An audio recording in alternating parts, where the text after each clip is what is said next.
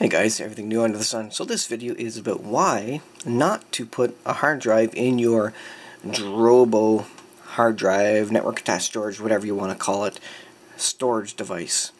And you may say, why would you not put a hard drive in it? Well, a couple of reasons. And before we get there, we've got an unbox. We've got an Amazon package. We're going to crack this thing open and we're going to see where we're at with the DROBO. So I guess before we do that, let's take a look at the DROBO very briefly.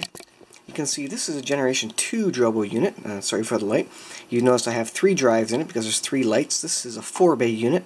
And you notice I have about 80% full. I think there's like 10 spots there and there's 2 left over. If I pop this off, you can see a drive here, and there actually is a drive in this one. It's actually a 2.5-inch drive, which you can't see. But here is the current situation. This is the DROBO dashboard. So I'll just click on here. It's recognized it already, and there you can actually see the hard drives in the DROBO. I got a 500 on top, a 1 terabyte in the middle, and a 500. That's the 2.5-inch unit, and then you can see the lights on the bottom match. And so if we go over to volumes here, and let's go to capacity, you can see that I do have about 146 gigabytes free at the top right there, and total capacity is 900 gigabytes. So I've got a hard drive sitting here, and so why did I name it "Don't install a hard drive into your DROBO"? Well, a DROBO unit is where hard drives go to die, basically.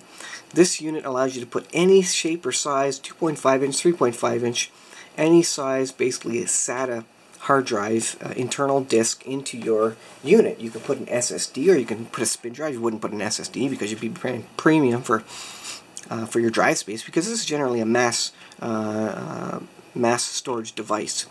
This is a Gen 2 DROBO, like I said, and this is running on FireWire 800 into my 2010 iMac in the background there, running, like I said, the FireWire 800 there. Now, so why do I have a hard drive here? Well, being that these hard drives are older and I still have space left in the storage unit, the best time to add is not now. The best time to add is either when you are completely out of space or you have an absolute drive failure. And so why is that? Let's take a look at let's crack open the box here, and we'll just take a look at the hard drive, and then I'll tell you why we shouldn't. So I got this off Amazon. This was, I think, $60, and I haven't even opened it yet. I'll open the package here.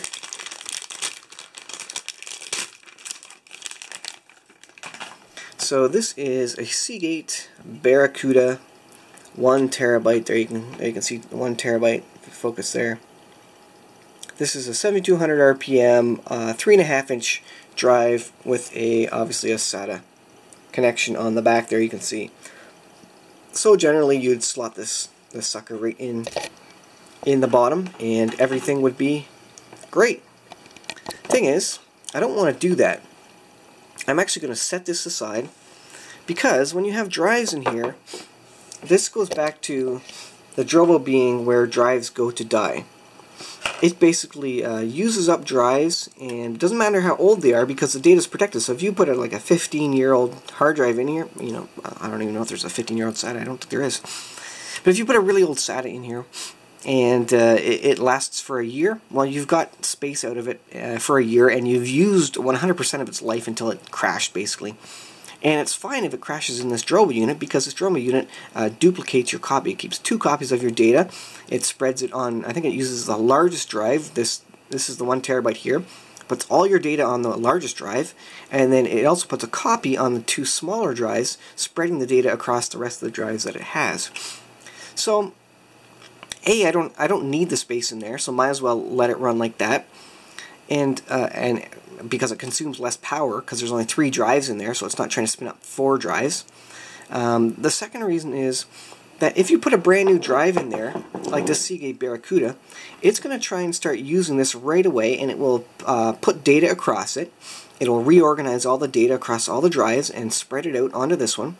That means you're starting to use the life of this one right away. Whereas if I save this until one of the 500 gig drives die, or another drive dies, I will have put off the use of this for maybe a month, 2 months, 6 months. And then when I really need it, when I really need a drive, assuming I'm not out of space, I can put this one in, and its life hasn't started until 6 months from now, as opposed to possibly having been spun up for 6 months prior and consuming more energy and just generally spending its life in here when it's not really needed, when you're not absolutely out of space. So like I say, when you're not absolutely out of space, don't put a new drive in there. It's good to have a drive on standby should your drive fail, because you need to put a drive back in as soon as possible. As soon as it fails, as soon as there's a red icon there, if you lose one more disk, you've lost data.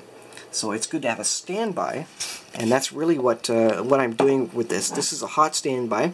So if I lose one hard drive, then I can pop that hard drive out, pop this in, and I'm good to go. And I actually have more space. Assuming the 1 terabyte drive doesn't die in this, I'll actually end up with more space, and I'll end up with a brand new drive which should keep spinning for the next 5 to 7 years without issue until until this one dies or the next one dies.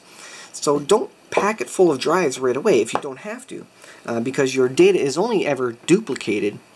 And it may be across multiple drives, up to 3 drives, but you only ever have 2 copies of your data. It doesn't make 3 copies. It doesn't make 4 copies. It only ever has 2 copies.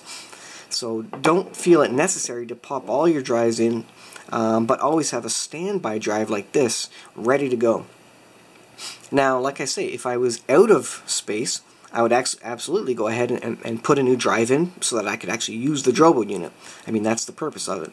But since I still have 146 gigabytes to go, as you can see there, and I've got nothing red flashing. Let's go back to the status.